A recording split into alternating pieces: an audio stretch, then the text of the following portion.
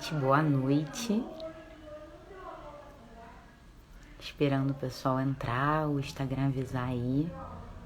Boa noite.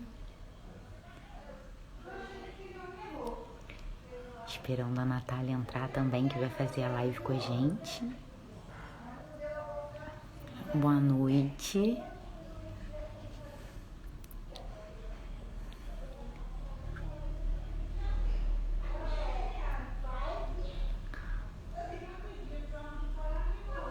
Deixa eu chamar aqui a Natália. Ela não entrou ainda na live, tem que esperar ela entrar aqui na live, gente. E aí, vocês estão me vendo? Estão me ouvindo bem? Digam pra mim.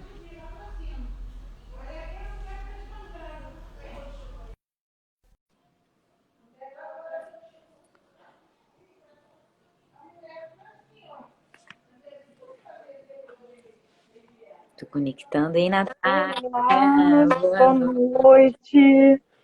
Não sei se demorou a aparecer para mim, ou se eu que não me entendi aqui. Desculpa a Não, pequena demora. foi quase que instantâneo, que acho que ele demora um tempinho também para processar o pessoal entrando. Aí Ah, sim. é isso. Bom, gente, Boa noite a todos e todas que estão nos assistindo. boa noite, gente. Bom, primeiramente, né, antes da gente começar, é, lembrar que esse espaço aqui da segunda-feira, né, é um projeto da página Movimento Petrópolis, que tem a intenção sempre de levantar os termos pertinentes para debater dentro da cidade de Petrópolis, né, e aproximar isso da população, né, esses temas importantes, essa essa construção de coletivo de cidade, né? Que é muito importante a gente sempre debater no coletivo mesmo, né? E às quintas, a página também está com um projeto de entrevistar os pré-candidatos a vereador. Também para aproximar esses candidatos, né? E informar a população. E hoje a gente vai falar sobre feminismo. Primeiro vou me apresentar, deixar a Natália se apresentar, e aí a gente começa a nossa, né, a nossa pauta e nossa discussão. Bom, eu sou Júlia, sou professora de filosofia das redes pública e privada de educação. Sou mãe, mulher, feminista. Estou pré-candidata também pelo Pessoal Petrópolis.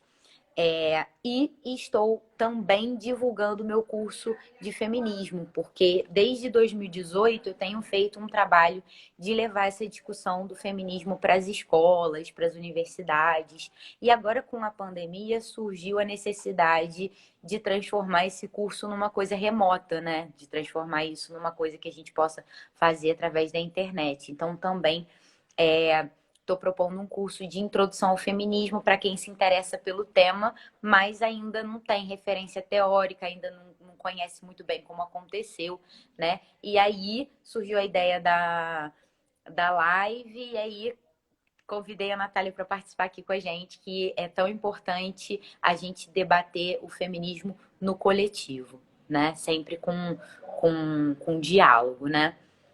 Vai lá, Natália. Bom, então, eu sou psicóloga, sou psicóloga clínica, mas também já atuei em outras áreas da psicologia, como a psicologia jurídica. Desde a graduação, eu sempre me interessei e me dediquei a estudar temas relacionados aos direitos humanos. Então, sempre me interessou muito a questão da violência de gênero, né, os direitos, a violação de direitos que vivencia a população LGBTQI, mas a saúde mental da população negra. Então, eu sempre me dediquei por estudar e também atuei nessas temáticas, com essas demandas, e são demandas que eu também recebo, atendo na clínica, né? Hoje estou psicóloga clínica. Então, nos meus estudos, dentro das minhas especializações, eu também direcionei para esse ponto. Então, é um tema que eu tenho muita afinidade, que eu sempre me debrucei a estudar, né? Que atravessa muito me atravessa enquanto pessoa, mas atravessa muito a minha prática profissional também. Bom, acho que basicamente é isso que eu gostaria de falar sobre mim. Show. Então, acho que a gente pode começar, né? Vou abrir nosso roteirinho aqui que a gente não se perde. E queria só relembrar, né, que a gente está falando um pouquinho da origem do feminismo para a gente desconstruir algumas questões que ainda giram em torno de muito preconceito e muitos mitos, né, em relação ao movimento feminista. Então, por isso que a gente tem que recorrer. Eu vou falar um pouco do contexto histórico. Recorrer ao contexto histórico é sempre uma coisa importante, né? Porque a gente entende o porquê dessa coisa acontecer dessa maneira, né? Ou o porquê dessa coisa acontecer e precisar acontecer, né? Então, se a gente for pensar aí o contexto histórico do surgimento do feminismo, a gente tem algumas primeiras lutas consideradas feministas, que são as lutas pelos direitos civis das mulheres, né? As lutas pelo voto, as lutas pelo direito, entre aspas, ao mercado de trabalho, né? Esse direito, entre aspas, aí, porque algumas mulheres não é dado esse direito, isso não é escolha, né? Então, o mercado de trabalho é tido como uma obrigação, né? Mas, enfim, o contexto histórico do surgimento do movimento feminista é esse, né? De uma luta por direitos civis, que as mulheres não possuíam os mesmos direitos civis que os homens. Então, eu gosto de datar isso é mais ou menos no início do século XIX, só que a gente precisa pensar um conceito de feminismo que se dá para além disso. Por que eu falo para além disso? Porque senão a gente acha que historicamente só quem é feminista é quem participou dessas lutas específicas pelos direitos civis das mulheres. Enquanto que não. Ser feminista significa ter uma noção de que a mulher, ela sempre teve num contexto de opressão dentro da sociedade. Né? E compreender isso, eu acho que não abarca ondas feministas, movimentos históricos ou vertentes. Compreender isso é algo muito simples. É muito anterior a qualquer movimento, a qualquer luta assim organizada por direitos, né? É uma coisa bem simples. Você ser feminista é você reconhecer que existe uma opressão da sociedade contra as mulheres, né? E essa opressão, ela, na verdade, a sociedade é construída em cima dessa opressão. Então, as lutas e os movimentos feministas vão ser posteriores, muito posteriores a essa opressão? Sim, muito posteriores. Mas são ali o primeiro caminho, né, a primeira brecha que as mulheres começam a encontrar para caminhar nessa luta, né, e ir abrindo cada vez mais e mostrando cada vez mais quais são as desigualdades e quais são os problemas da relação entre público e privado dentro da esfera feminina, né, da vida da mulher, enfim, a relação da criação dos filhos. Então tá aí também, já pego esse conceito para já dizer a importância desse movimento feminista, porque é através dessa importância, é através dessa consciência, né, da opressão feminina, é que a gente vai de fato conseguir construir um movimento justo e digno, porque ele vai ser amplo, porque ele vai ter essa consciência da opressão, porque ele não pode ser uma luta individualizada, né? É uma luta, o feminismo ele é uma luta coletiva. Então eu já aproveito e passo a palavra para Natália destrinchar um pouco mais disso aí que eu comecei falando. Você trouxe, Júlia, a necessidade, né, a importância do movimento feminista, e a partir daí a gente precisa pensar que esse movimento feminista precisa ser antirracista, né? A gente entende que o movimento feminista é um movimento que busca uma maior equidade de direitos dentro da sociedade, e aí quando a gente fala numa maior equidade de direitos, a gente precisa pensar que a população preta e a mulher preta ainda mais está muito em posição de desigualdade socialmente. Não, não de fato, é muito importante pensar isso, não de fato ela está numa posição de ser inferior. É como a sociedade nos coloca, né? Coloca a população preta, mas aí a gente, dentro da população preta, entende que a mulher está em uma posição mais desfavorável ainda, porque além de ser mulher, é preta, né? Além de ser preta, é mulher. Então, a gente precisa pensar que se o movimento feminista é importante, o feminismo negro, o movimento feminista ser antirracista é mais importante ainda.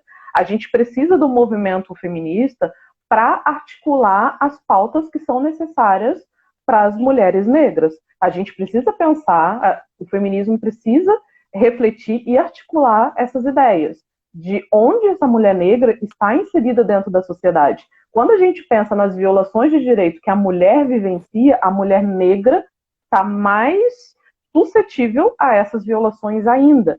Então, o feminismo precisa se preocupar com isso. Né? A gente sabe, é como diz Angela Davis, não basta não ser racista, é necessário ser antirracista. Quando a gente não se posiciona, quando a gente não se coloca, de alguma maneira a gente está reproduzindo esse racismo que essa mulher vai vivenciar. Né? Então, a gente precisa se posicionar de uma maneira assertiva, trazer as pautas relacionadas à mulher negra para dentro do feminismo também.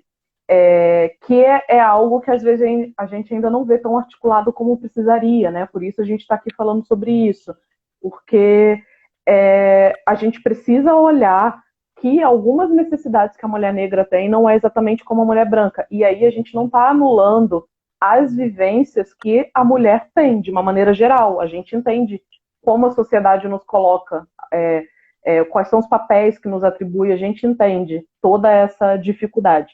Mas a gente precisa entender que não é a mesma coisa, que as dores da mulher negra não são as mesmas dores que a mulher branca. Então a gente precisa abarcar a mulher negra também. Isso diz respeito a todos nós. Isso não é a mulher negra só que tem que falar sobre isso, refletir sobre isso e lutar sobre isso. Até porque a população branca que é privilegiada pelo racismo, não é?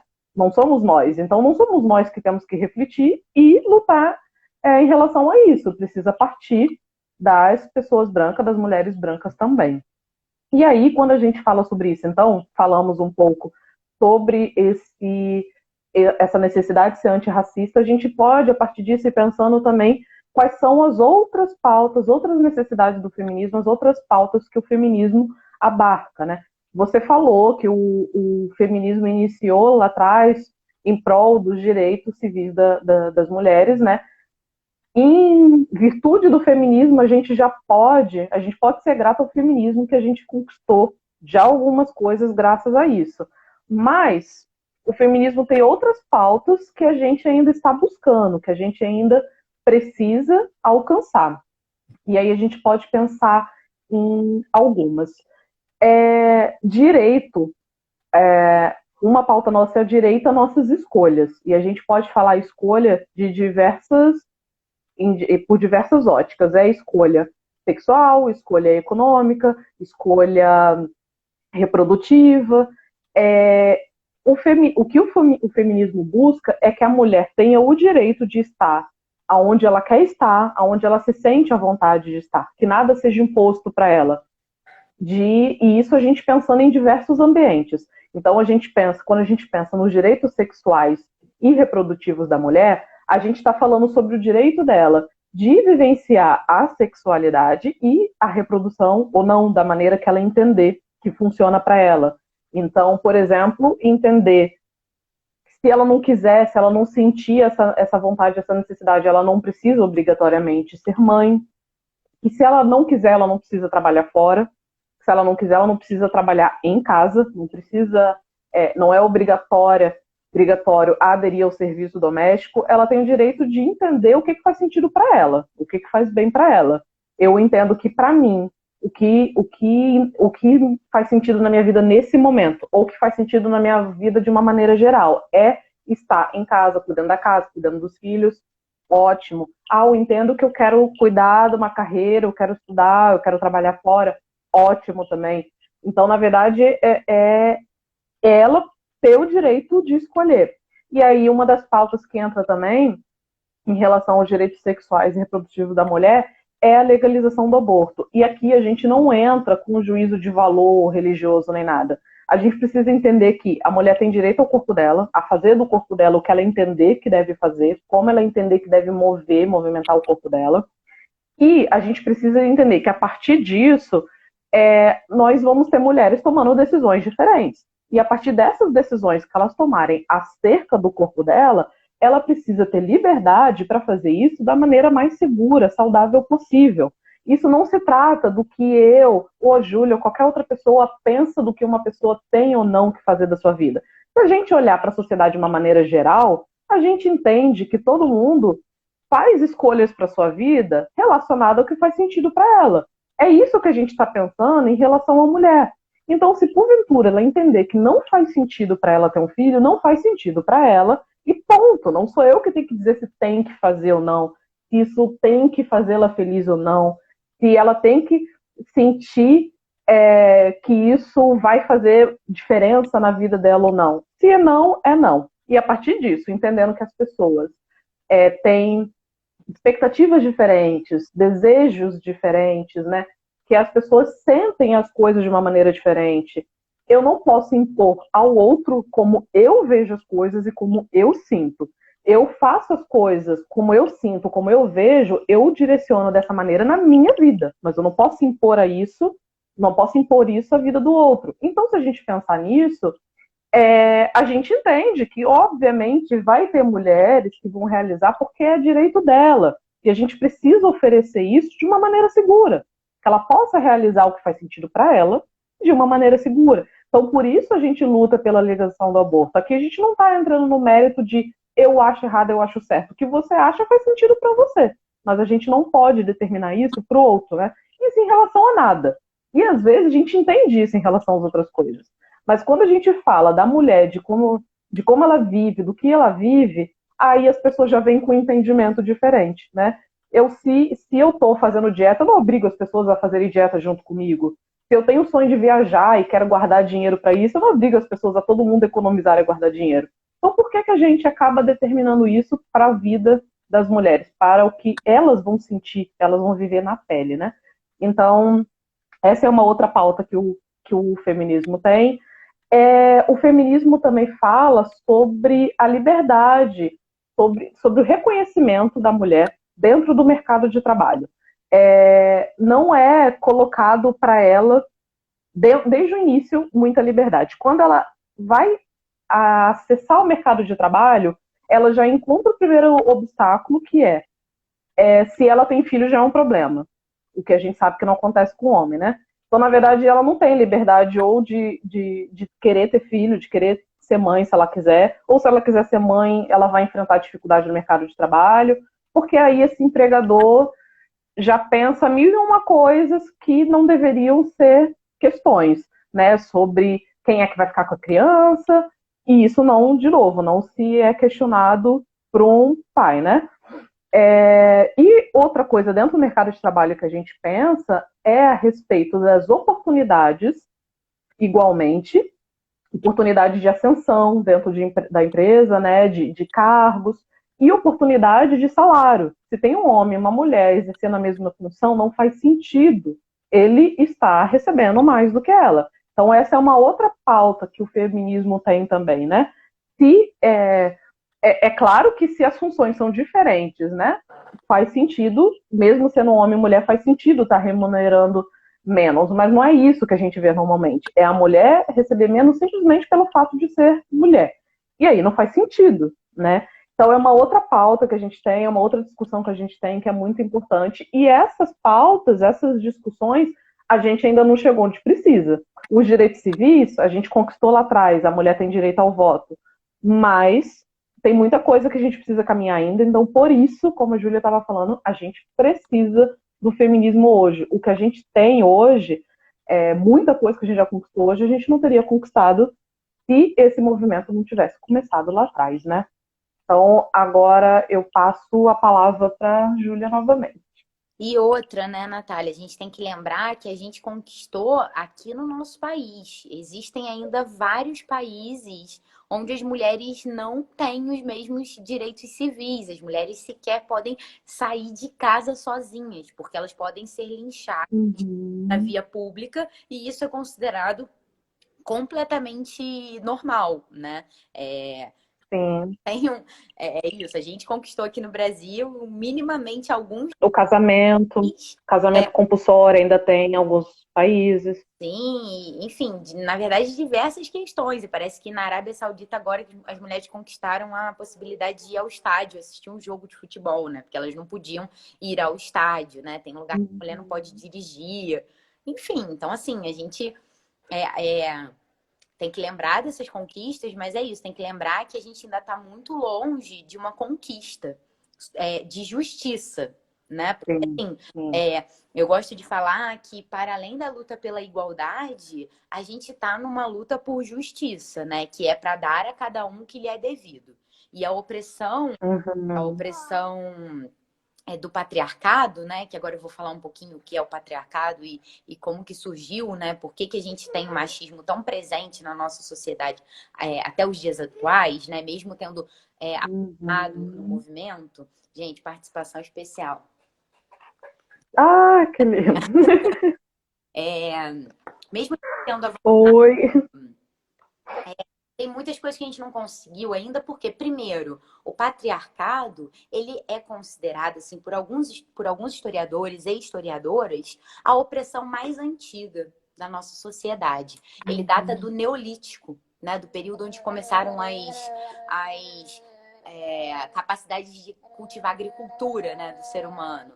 Então, ali começou a opressão das mulheres. Então, o que acontece? O que acontece Vitor, para um pouquinho. O que acontece é que, assim, para a gente romper com essa cultura que só foi crescendo, é um movimento muito difícil. Porque é isso, o patriarcado data o mais antigo. Logo em seguida, ele juntou com a supremacia branca e com o colonialismo. E aí junta o racismo. E por último vem o capitalismo, que também se junta, parece assim um filho perfeito, tanto do patriarcado como da supremacia branca, né? A gente tem ali o filho perfeito, que é o capitalismo, que vai o quê? Vai cooptar todas essas pautas por justiça de uma maneira onde, não, cada um pode ter a sua pauta por justiça dentro da sua identidade. E aí a gente, ao invés de garantir uma luta que seja coletiva por libertação, que é o que você está falando, né, liberdade de escolha, a gente cria pautas que são só individuais e de empoderamento individual e que não dá, de fato, suporte para as mulheres. É isso, a gente não tem saúde pública de qualidade, de Uhum. saúde reprodutiva. A gente também não tem uma estrutura para as mulheres que são mães e estão no mercado de trabalho. Uhum. Se a gente for Uhum. creches em Petrópolis, gente, a creche em Petrópolis ela fecha 4h20 da tarde. Qual trabalhadora que 4h20 já saiu do trabalho? É muito difícil. Né? Então, assim, se a gente for pensar no contexto dessas trabalhadoras, a gente tem um grande problema, né? Porque é isso, a gente Uhum. não avançou. Você fala da questão do trabalho fora de casa, mas é isso, a mulher sai de casa para trabalhar, mas majoritariamente quem realiza as tarefas domésticas dentro de casa é a mulher. Faz Então, os dois trabalhos. vai acumular Dupla jornada. funções, né? Então, assim, o patriarcado, ele data, se vocês quiserem a referência, o nome da historiadora é Gerda Lerner. Ela tem um livro chamado As Origens do Patriarcado, onde ela aborda justamente esse... O que que você quer? Poi. Que poi? O que que é poi? Ai, brincadeira, né? Você tá de brincadeira. Ela aborda as origens do patriarcado justamente dizendo sobre a origem da dominação, que antes as sociedades matriarcais, para ela, né, na interpretação dela como historiadora, não eram sociedades onde havia dominação e poder. Eram sociedades muito mais livres, porque eram construídas a partir da origem, né? Então, é muito... Quer botar esse fone? Então, uma conquista que vai se dando quando a gente vai se dando conta dessa opressão, né? A luta feminista, ela vai acontecendo a partir do momento que a gente consegue, assim,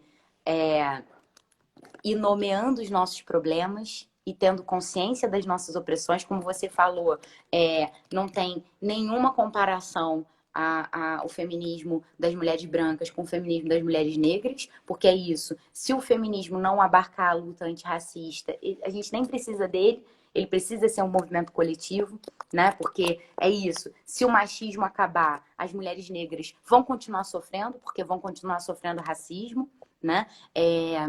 Então, eu queria só para finalizar essa minha parte, essa minha contribuição de agora, gatinha, você só não pode ficar fazendo isso, tá? Senão vai dar ruim. Eu queria falar justamente já nessa linha que eu tô caminhando, a importância da interseccionalidade. O que seria, né, a interseccionalidade no feminismo? A gente fala hoje, a gente costuma separar, né, as estudiosas do feminismo, as historiadores, elas costumam separar o feminismo em vertentes. Né? Existem diversas vertentes. A gente pode falar do feminismo radical, do feminismo marxista, do feminismo trans, do feminismo negro, enfim, várias vertentes feministas.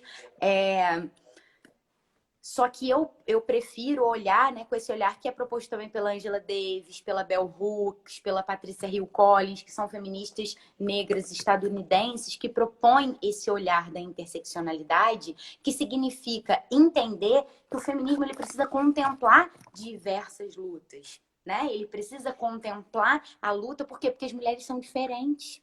Cada mulher está num lugar diferente dentro da sociedade, né? Cada uma tem a sua história e isso precisa ser levado em conta para que a gente avance como coletivo. Senão não tem luta coletiva, né? Pode continuar mais um pouquinho, Natália. Ritúlia, não pode.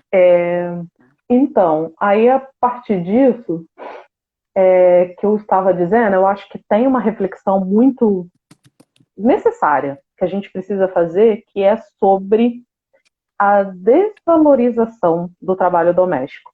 É interessante, a gente primeiro falou que a mulher tem que ter o direito de escolha, de estar onde ela se sentir mais à vontade. Ok, então essa mulher decidiu fazer o trabalho doméstico, né? E aí, a sociedade vê como se essa mulher não trabalhasse. E qualquer pessoa que faça o trabalho doméstico ou se dedique exclusivamente ao trabalho doméstico, sabe que o trabalho doméstico é um trabalho constante, né? É cansativo também, exige muito da pessoa também, é um trabalho diário. Então, é um trabalho. Ela só não é remunerada por isso, mas é um trabalho. Oi, Rita. Trabalho. E aí a gente precisa pensar dessa forma, porque é muito comum das pessoas colocarem a mulher que faz o trabalho doméstico como se ela fosse encostada do esposo, como se ele dá duro, ele trabalha muito e ela só fica em casa e ela não faz nada. Quando tem o divórcio, é comum ser questionada, mas por que ele teve que dar algum dinheiro para ela, mas por que teve que ser dividido alguma coisa, se foi ele que conquistou tudo com o trabalho dele. Primeiro, além de pensar em todo esse trabalho que essa mulher tem, que a gente está falando, ele só conseguiu trabalhar fora porque ela estava fazendo as coisas dentro de casa. Então, se não tem alguém dentro de casa para lavar, passar, cozinhar, limpar, cuidar dos filhos, ensinar lição de casa, ele não conseguiria fazer isso da mesma maneira, né? Então, a gente precisa muito reconhecer a Viviane até falando, se torna um trabalho escravo, né? Se a gente pensar nos termos em que acontece. Por isso, de fato, a gente precisa trazer essa reflexão. Não não estar fazendo nada. De fato, é um trabalho que não está sendo remunerado. Mas o problema além de não estar sendo remunerado, quando não é nem reconhecido, né? Quando ela ainda é criticada por estar ali fazendo esse trabalho, como se ela não estivesse fazendo nada, realmente a gente precisa refletir sobre isso. E aí, eu trago uma outra reflexão para a gente aqui. Quais escolhas será que a mulher é livre para fazer? Né? A gente já trouxe aqui algumas discussões, então a gente pensou sobre ela escolher ter filho, a dificuldade que ela vai entrar no mercado de trabalho, sobre ela escolher trabalhar em casa, ela ser questionada que não está trabalhando, né? Sobre ela escolher não ser mãe, ela ser questionada porque dizem que toda mulher nasceu para ser mãe, e isso é um mito, não existe isso. Então, ela é questionada se ela escolher não ser mãe. Se ela escolher vivenciar a sexualidade dela de outra maneira, se ela escolher, a partir do momento que engravidou, não ser mãe. Então, vamos refletir. Qual escolha será que a sociedade, de fato, está dando liberdade para a mulher escolher? Será que, de fato, ela pode fazer? Será que, de fato, ela decidir não ser mãe, ela não vai ser questionada? Será que, se, de fato, ela escolher interromper uma gestação, ela vai ter segurança para fazer isso? Será que, se ela escolher está no mercado de trabalho, ela vai ser reconhecida pelo trabalho dela, ela vai ser promovida, ela vai ter salário digno e igualdade com os outros homens da empresa? Será que de fato ela tem liberdade? Então é interessante a gente pensar, porque se a gente invertesse essa estrutura social, o negócio seria bem diferente. Se a gente estivesse falando sobre o homem estar gestando, ter o direito de ser pai ou não, já era legalizado há muito tempo, até porque o homem já aborta, né? Quando ele decide simplesmente não ser pai, quando ele escolhe não ser pai. Então, na verdade, eu acho muito importante a gente conseguir refletir se de fato as mulheres estão tendo essa liberdade. E quando a gente chega nessa resposta, quando a gente chega nessa conclusão, a gente entende por que é importante o feminismo estar aí. Porque a gente não chegou onde a gente precisa ainda e a gente precisa continuar caminhando. Porque não é indiferente, não é algo para a gente deixar para lá, né? Então, até aqui eram coisas que eu gostaria de ter trazido. Teve, eu acho, duas perguntas. Eu não sei se eu já começo respondendo e depois você completa. Que foi qual a importância da mulher. Pode responder. Qual foi a importância da mulher entender o feminismo?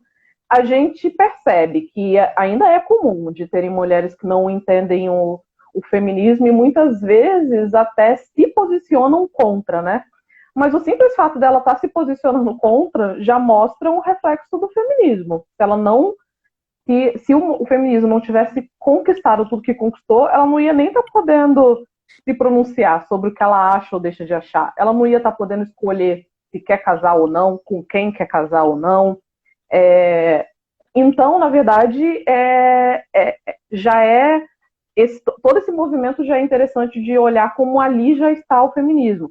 Seria importante que essa mulher entendesse o feminismo para ela saber de que maneira está ajudando ela e de que maneira ainda pode ajudar ela. E seria talvez mais uma pessoa que poderia somar ao movimento, né? Para a gente conquistar mais coisas, para a gente conseguir ter mais força e fazer mais movimento para chegar onde a gente precisa chegar, né? O que você acha sobre isso, Júlia? Com certeza, eu acho que concordo. Eu vejo, assim, nas minhas redes sociais isso acontecer muito ainda, principalmente como eu sou professora de um público mais jovem, né, adolescente, eu dou aula no ensino médio. Geralmente eu não vejo, não são as minhas alunas reproduzindo esse discurso, mas, assim, pessoas da rede social delas que por um acaso faz uma fala um pouco fora de contexto nesse sentido, de que é terminantemente contra o feminismo, ou de que não se considera feminista porque a luta feminista é uma luta necessariamente marxista. Eu já vi algumas mulheres fazerem esse discurso, e é isso que você falou. Primeiro, ela está num lugar onde ela está podendo fazer um discurso. Isso já é um lugar de conquista da mulher, né? Porque se a gente for pensar na primeira, se a gente for fazer uma referência histórica aqui da Hipátia de Alexandria, que foi considerada a primeira filósofa mulher, ela foi torturada até morrer porque ela não era casada, porque ela não era submissa a nenhum homem, porque ela era professora, porque ela falava, né? Porque ela dava aulas, porque ela tinha uma opinião que era diferente da opinião vigente. Né? Então, assim, olha quantas, a Hipátia é só um exemplo, olha quantas outras não sofreram o mesmo destino, né, da Hipátia, quantos momentos na história que as mulheres foram silenciadas e não puderam falar, né? Se a gente for pensar, gente, a própria luta da Malala, né? A luta da Malala é para que as meninas possam frequentar a escola. Então, assim, é uma coisa muito básica, né? A gente ainda Uhum. pode criticar, não, eu não sou feminista porque o feminismo não me representa. Beleza, não quer dizer que você precisa concordar com todas as pautas feministas. Né? É por isso que tem esse recorte da interseccionalidade, por isso que existem várias vertentes. Né? Você não precisa necessariamente se encaixar em uma vertente para se dizer feminista ou cumprir certos pré-requisitos para ser feminista, né? Porque muita gente acha que você tem que cumprir lá um caderninho. Não, você só precisa reconhecer a opressão e ter a consciência de que, primeiro, ela é um fato, ela existiu, ela foi histórica, e de que, beleza, no nosso país a gente está até num lugar de privilégio, por mais que a gente tenha muitos problemas. A gente ainda está num lugar de privilégio contra os países asiáticos, né, países africanos que ainda mantêm algumas regras que não dá direitos civis a mulheres. Né? Então a Malala luta, olha só, gente, pela alfabetização das meninas, porque dá às Uhum. meninas o direito de estudar. Então, assim, para mim é um desserviço uma mulher chegar e falar que é terminantemente contra o feminismo, porque ela está indiretamente se colocando então a favor da opressão. Né? E se Uhum. colocar a Uhum. favor da opressão é algo muito complicado, né? Nesse sentido. Eu acho muito complicado. E aí, enfim, eu acho que é necessário. Aí teve uma pergunta também aqui da falando que será que a mulher percebe a opressão, né? Então, eu acho que esse é das principais questões também que o feminismo hoje precisa ampliar, né? É mostrar para essa mulher por que ela é oprimida, né? O que na vida dela tem ali que ela não consegue fazer, quais coisas que ela não vai ter oportunidade, como a Natália estava falando. Ela vai ter a mesma oportunidade de ser chefe de empresa? Ou ela vai entrar na empresa e vai ter o mesmo cargo pro resto da vida dela? Porque ela vai ter licença maternidade, aí ela vai ter que sair por um tempo, então ela não vai poder se dedicar ao mesmo tempo que um homem poderia se dedicar à vida profissional. Né? Saiu um artigo, eu comentei com o pessoal no dia que a gente estava fazendo a pauta, como que aumentou a produção intelectual dos acadêmicos homens. Né? Aumentou em mais de 50% a produção de artigos escritos por homens, enquanto que os escritos por mulheres caiu mais de 60%. Né? Por quê? Porque as mulheres acadêmicas que estão em casa não estão tendo tempo de se dedicar à sua vida acadêmica. Né? Então, é muito complicado a gente negar esse movimento, porque negando o movimento a gente nega a opressão.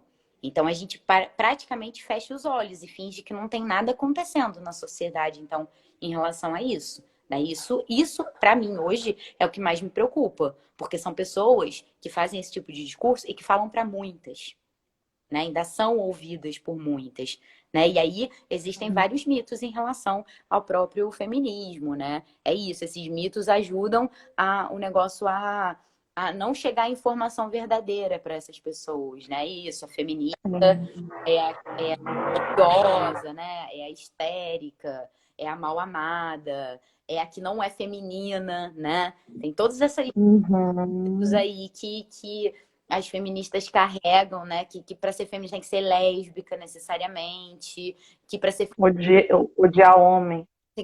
para ser feminista não pode se cuidar, né? Não pode fazer nenhuma prática feminina. Na verdade, eu queria só complementar essa coisa da prática feminina, depois a Natália já passou a palavra para a Natália. Essa coisa, gente, do que é ser feminina, na verdade, o feminismo ele vai questionar. Sabe por quê? Porque o feminino, ele foi também algo colocado para nós. Né? O que é o feminino? Foi construído dentro de uma sociedade patriarcal. Então, quem decidiu que as mulheres tinham que se depilar, tinham que fazer unha, tinham que se maquiar, tinham que usar salto alto, tinham que usar espartilho, né? Tinham que fazer todas essas práticas de gênero, né? Todos esses estereótipos, toda essa performance, foram os homens, não foram as mulheres, né? Não foram as mulheres que decidiram isso, né? Então, na verdade, não é para você ser feminista, você tem que, eu vou abdicar de todas as minhas práticas femininas, mas eu gosto de andar de salto alto. Não, meu bem, você tem que entender que aquilo ali não necessariamente foi uma escolha. Se você gosta de usar sinta-se livre, mas aquilo ali não tem que ser necessariamente uma prática atrelada a um sexo feminino, né? Aquilo ali é uma prática, é um salto alto, se sente bem usando, qualquer pessoa pode usar, né? Então, o grande problema é isso, é que a sociedade, além dela oprimir as mulheres, ela oprime através dos estereótipos, né? Das performances estereotipadas. Então, a gente também tem que abrir o olho para essas questões, né? Não sei, Natália pode contribuir mais aí com isso. Eu concordo, e aí eu acredito que isso coloca a mulher muitas vezes numa posição de sofrimento, de angústia.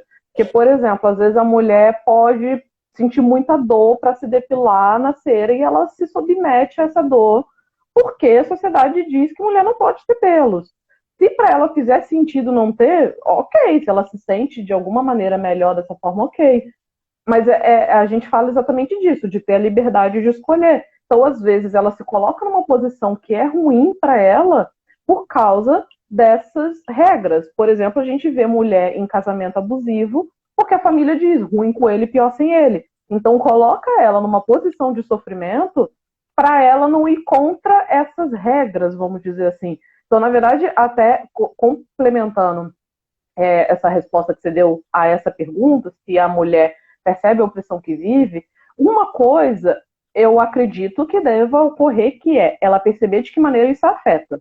Talvez ela pode não identificar a raiz disso, o que foi que aconteceu, mas ela identifica que isso afeta. Nesse exemplo que eu dei, por exemplo, se uma mulher está numa relação abusiva, ela não consegue sair disso, porque todo mundo aponta para ela que ela tem que estar, ela vai estar sofrendo. Talvez ela não vai se dar conta, caramba, eu tô me obrigando a ficar nesse relacionamento porque as pessoas querem que eu não separe, porque é feio, não sei o quê, mas ela vai sentir esse sofrimento. Então, uma forma até importante de chegar nessa raiz melhor é entender o que está me fazendo sofrer, o que está me causando essa dor. Tem outra alternativa? Eu poderia estar fazendo isso de outro jeito? Eu estou num relacionamento ruim. Eu poderia separar? O que é preciso para separar? É preciso a minha escolha, a minha decisão, ir lá, ver os trâmites. Então, peraí, o que está me fazendo sofrer e quais alternativas eu tenho em relação a isso? Aí, talvez ela vá chegando nessa raiz de, peraí, isso é meu ou eu estou absorvendo o que é do outro? As pessoas colocaram para mim que eu tenho que fazer isso e eu acabei absorvendo que eu tenho que fazer isso. Porque esse é um ponto que eu acho que é muito importante da gente entender. A gente está falando de ser humano, isso causa dor. Quando uma mulher está lá se desdobrando para trabalhar horrores, para mostrar eficiência, e ela não é promovida, e vê um colega que faz menos ser promovido, vai causar dor. Quando uma mulher não quer ser mãe, e ela é obrigada a ser mãe, isso causa dor. E a gente está falando de uma dor que é real e que é legítima. Então a gente precisa muito pensar sobre isso. Acho que é algo muito urgente mesmo, né? E aí teve uma outra pergunta, se a nossa cultura forma a mulher para buscar a luta feminista. Não, absolutamente não. A gente deveria estar falando sobre isso desde os primeiros anos escolares. Então, a nossa formação enquanto indivíduo é feita nos diversos ambientes onde a gente está inserida. Então, a educação que a gente recebe dos pais, é a escola, é a avó que cuida da gente. Então, se a gente levar isso em consideração, nesses ambientes as pessoas deviam ter esse entendimento e estar fazendo a educação dessa maneira. A gente não vê isso nas escolas. Quando teve, por exemplo, a discussão sobre ter educação sexual nas escolas, que é para as pessoas entenderem algo importantíssimo, entender sobre a diversidade de gênero, respeitar o colega. Teve um monte de fake news em relação a isso, né? Falaram muitos absurdos em relação a isso. Então, não, a gente não é educado desde novo, e quando eu digo a gente, é a sociedade de uma maneira geral que tinha que ser educada para isso. É homem e mulher, é homem cis, é homem trans, é mulher cis, é mulher trans, é todo mundo ter essa discussão permeada na sua vida durante toda a sua trajetória, né? O que você acha sobre isso, Júlia? Sim, com certeza, com certeza. Tem duas perguntas aqui que eu só vou ler, porque vão ao encontro disso que a gente está falando exatamente agora. É, a Marise colocou que as mulheres educam os homens, como isso pode ser avaliado, né? E como a escola poderia. A Viviane colocou como a escola poderia discutir o tema. Eu acho que são duas coisas muito importantes. Bom, a mãe que cuida do filho e que cria o filho machista, a mãe que cria também a filha, que também cria a filha machista. E, na verdade, a gente tem que entender que essa mãe cria porque essa é a lógica do sistema. Então, é só para a gente aliviar mais uma vez a culpa da mãe, né? Porque senão a gente culpa mais uma vez as mulheres e bota no colo Uhum, delas mais uma vez essa responsabilidade, né? É a lógica do sistema. E a lógica do sistema é muito perversa. Então, uhum. é isso, se você não bota o seu filho no eixo, ou se você não dá uma bronca, ou se você não corta as asinhas, você é uma mãe muito liberal e você é uma mãe que vai dar errado porque você não tá pondo limite. Então, assim, a gente vive numa sociedade que ela oprime mulheres e ela também oprime crianças. As crianças não são livres para brincar Uhum. livremente. Né? E é por isso que a gente tem tanto adulto problemático, né? Porque as crianças não vivem a sua potência de ser criança.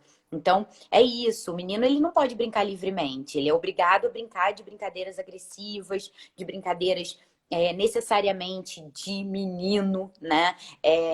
A menina ela tem que ser delicada. Então, a gente tem desde muito cedo que cumprir padrões. Então, os pais, se a gente não desconstruir muito, porque a sociedade não desconstrói para você. Então, se você não desconstruir Uhum. muito, você faz uma reprodução natural. Natural porque é a maneira Exatamente. realizado.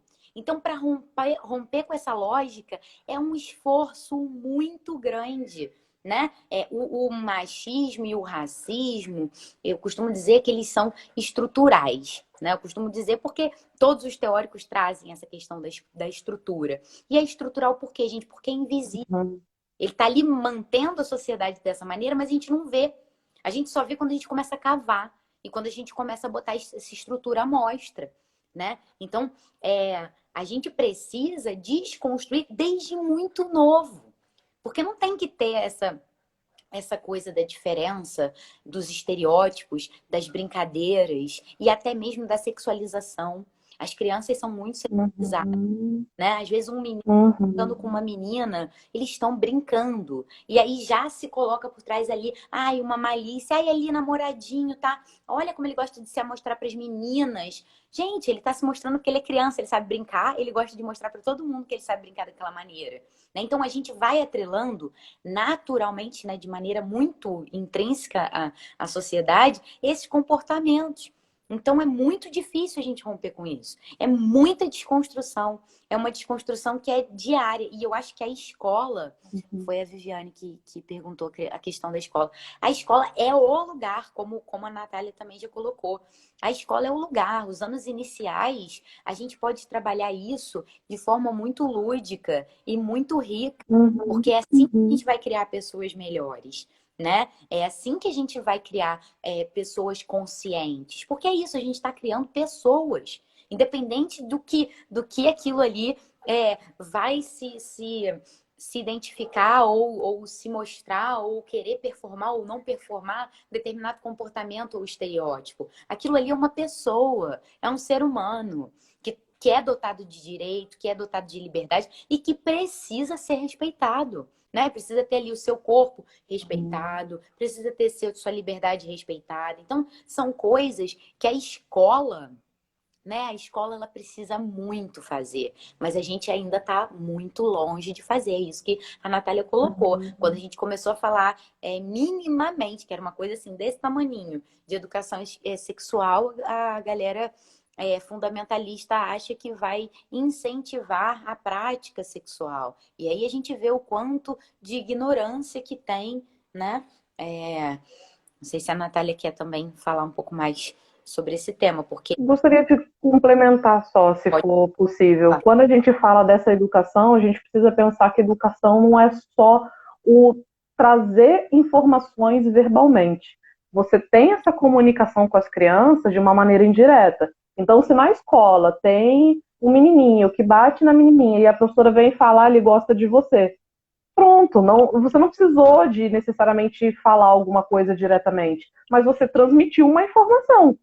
E isso a gente precisa estar muito atento. Com as nossas ações, a gente passa alguma informação também. Então, se o pai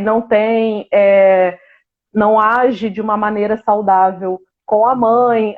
Ele não precisa só falar, olha, se ele fala respeita as mulheres e ele não respeita, essa informação não está se encontrando. Então, isso é muito significativo. Então, quando a gente fala de educação, a gente tem que levar muito isso em consideração. Acho que até alguém tinha falado alguma coisa aqui sobre a escola. Não, acho que é só corroborando. Muita conversa, informações para desconstruir tudo isso tão normalizado. É isso, conversa, informação e demonstrar. O nosso comportamento transmite informações também. Isso é muito importante, senão a gente vai naturalizando, a gente vai reforçando ideias e posteriormente essas crianças se tornando adultas, elas vão estar reproduzindo essa mesma estrutura, né? Sim, é a tendência, né? Como nós fomos naturalizados dessa maneira, a tendência é a gente reproduzir. Por isso que dá muito trabalho. Por isso que, assim, às vezes, Sim, sim. brinco com os meus alunos, né? Sendo professora de filosofia, eu falo assim, filosofia às vezes é chato, não é, assim, uma matéria que a gente vai sentar numa poltrona e ficar confortável. Mas por que que é chato? Porque tira a gente da nossa zona de conforto, né? Tira a gente das Uhum. práticas que são cotidianas do senso comum. Né? Você vai parar de reproduzir. Porque na hora que você começar a se questionar, na hora que você botar a famosa lupa de investigação na frente, né, dos seus olhos, você não vai desver. Né? Quando você começa a ver as opressões e começa a... Voltou?